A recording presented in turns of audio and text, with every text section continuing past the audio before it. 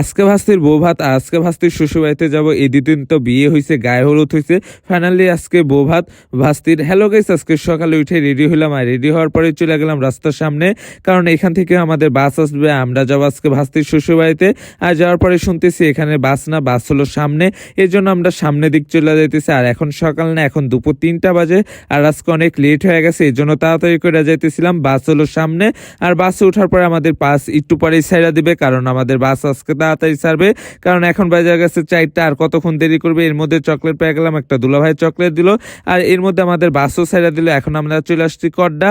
আর কোনাবাড়ি থেকে ইসলামপুর যাইতে বেশিক্ষণ লাগে না, সর্বোচ্চ 20 মিনিট লাগে, এই জন্য বেশিক্ষণ লাগে না। অনেকে আগেই চলে গেছে, এই জন্য বাস একটু ফাঁকাই ছিল। আর আজকে 6 দিন পর হলো রোদের দেখা পেলাম। এই 6 দিন ধরে তো কোনো রোদই উঠে নাই, এত শীত ছিল আজকে। এই প্রথম আমি শীত দেখতেছিলাম এত, আর এখানে আমি রোদের দেখা পেলাম, এর জন্য আমারও মুখটা একটু দেখাই দিলাম। এই তো বিয়ে বাড়ির সামনে চলে আসলাম, আসার পরে এখন বিয়ে বাড়ির ভিতরে চলে যাব।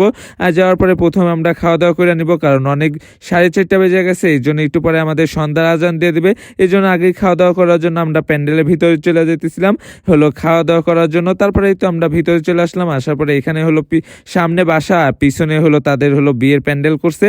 আর এখানে আমরা আগে খাওয়া দাওয়া করতে যাব, তারপরে হলো ভাস্তি কে দেখতে যাব, এই জন্য আমরা আগে খাওয়া দাওয়া করে নেবো। এই তো বসে গেলাম টেবিলে, আর টেবিলে বসার পরে আমাদের খাবার দাবার দিয়ে দিল সব। আর এখানে রোজ পোলা সালাদ সবকিছু দিয়ে দিল, আর এই তো খাওয়া শুরু করে দিলাম। আর খাওয়া শুরু করে দেওয়ার পরে এখানে দেখতেছি সবকিছু ভালো ছিল মাশাল্লাহ। তারপরে এই তো আমি আরো বেশি বেশি করে খাওয়া দাওয়া শুরু করে দিলাম। আর দেওয়ার পরে আমাদের একটু পরে খাওয়া দাওয়া শেষ হয়ে যাবে। আর আমি মনে করতেছি কখন আমাদের খাওয়া দাওয়া শেষ হবে। এর মধ্যে আমার অনেক খাবার নষ্ট হয়ে গেছে, আর আমি এখানে হলো অর্ধেক খাইতেছিলাম দই, আর দইও অনেক বেশি দিয়ে ফেলাইছে। তারপরেই তো আমার খাওয়া দাওয়া শেষ, এখন বসে গেলাম। আর এখন চলে গেলাম হলো বউ আর জামাইকে দেখতে। মাশাল্লাহ তাদের দুজনকে অনেক সুন্দর লাগতেছিল।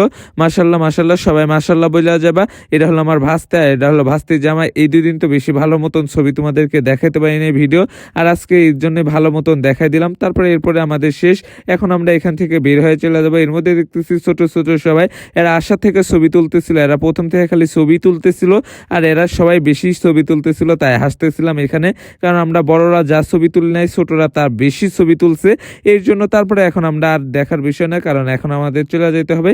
এই তো চলে আসলাম হলো বিয়ে বাড়ির সামনে, আর সামনে আসার পরে এখন আমরা বাসে উঠবো, এই জন্য আমরা সামনের বাসে চলে যেতেছিলাম। আর একটু তাড়াতাড়ি হাঁটতেছিলাম, কারণ বাস ছাইড়া দিবে। আর বাসের ভিতরে এসে দেখি এখনো অনেকে আসে না, আমি তো মনে করছি বাস ছাইড়া দিছে, কিন্তু আমরা তো আইসা অনেকক্ষণ ধরে বসে আছি, আর বাসে বসে থাকতে একটু ভালো লাগে না। তারপরে এখানে অনেকক্ষণ ধরে বসে আছে, আসার পরে একটু পরে আমাদের বাস নাকি ছাড়বে, এর জন্য আমরা এখানে অপেক্ষা করতেছিলাম। আর অপেক্ষা করতে করতে আমার তো গরম লেগে গেছিল, আর এই শীতের মধ্যেও আমার গরম লেগে গেছিল। আমি এখানে চুলগুলো ঠিক করতেছিলাম, অবশেষে আমাদের বাস ছেড়ে দিছে।